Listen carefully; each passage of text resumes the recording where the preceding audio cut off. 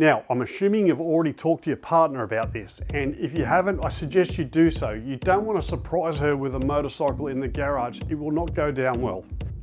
Make sure you talk this through and you both agree on it. You don't want her to look at those motorcycles and associate them with a bad argument. That's just a quick tip on any motorcycle purchase. For starters, riding can be a social event, and if someone got you into it, great, but if this is an idea and you've got no support or no other people you know who ride, it's going to be a little bit harder work for yourself. It's more work because you've actually got to keep an eye on your kids, and it's much easier with a second adult body there just to give you a hand, and vice versa, you can give them a hand. Speak to someone who's actually got kids that rides. They'll go through some of the pros and cons, and they can give you a bit of an idea of what's around the area, where you can get gear, and where the good places to ride are. Now, the most important thing to start with is budget. Now, riding bikes can be either expensive or very expensive, and we're going to try to do it in a budget conscious way. So we're not going to be going out and buying the top of the line bikes or anything like that, but hey, if you can afford that, well and good, but I'm going to give you a few tips just to get you through and to make it as affordable as possible. So we're going to look into the cost, and cost isn't just the motorcycle, it's all the other things associated. And I'm going to start with some of the most boring things, but it needs to be addressed. Health insurance. I know, boring, right? Why are you talking about health insurance for riding motorbikes? Well, accidents happen, and sometimes they can happen in spectacular fashion on a motorcycle, and especially trail bike. You're riding on uneven surfaces, slippery surfaces. There is a chance you can get hurt. There's also a chance your kids can get hurt. So you really want good ambulance cover. Now, I know I'm putting a damper on it by talking about this, but it's just a simple fact.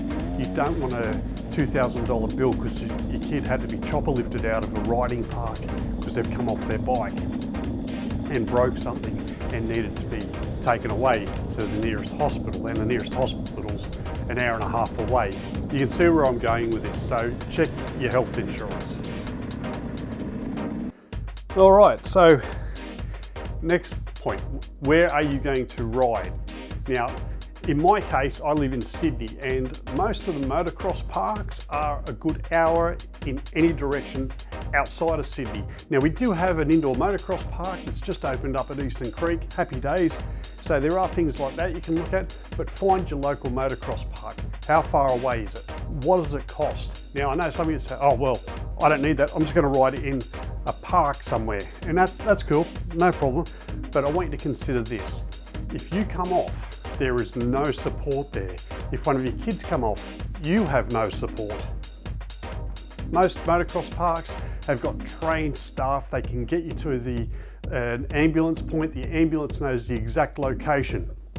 You try giving a location when you're stressed out of your brain because your kid or yourself's hurt themselves and you're in the middle of nowhere, or you're at some unknown destination that has no real maps or any guide to get you there. It's quite a stressing situation. So those that are new to motorcycling, I always tell start at the parks because they've got more appropriate support than just your national parks or your state forests or anywhere like that.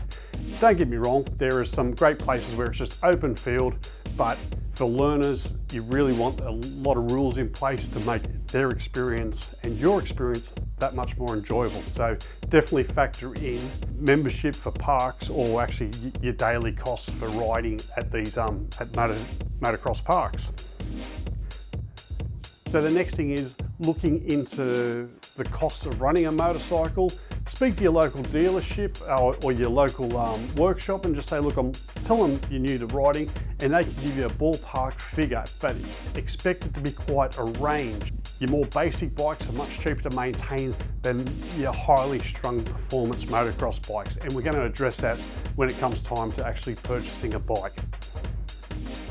Another cost to factor in is accommodation. I can guarantee you if you've driven for 2 hours and the last thing you want to do is cheap out and camp somewhere, because after a full day of riding, you really need a comfy bed, especially the older we get.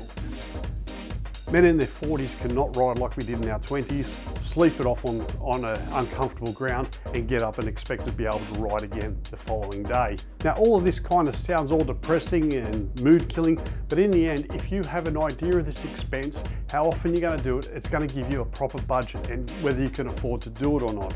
Now, don't give up there. Through these episodes, we're going to talk about some cost saving measures, better ways of doing things, and it doesn't have to be overly expensive. Don't get me wrong, it still costs money, but it doesn't need to be crippling. Next episode, we're going to talk about transporting your motorcycle, different ways of getting the bike around, and actually having what gear you need and can make your life a lot easier, and things that are just non-negotiable, you've got to have them.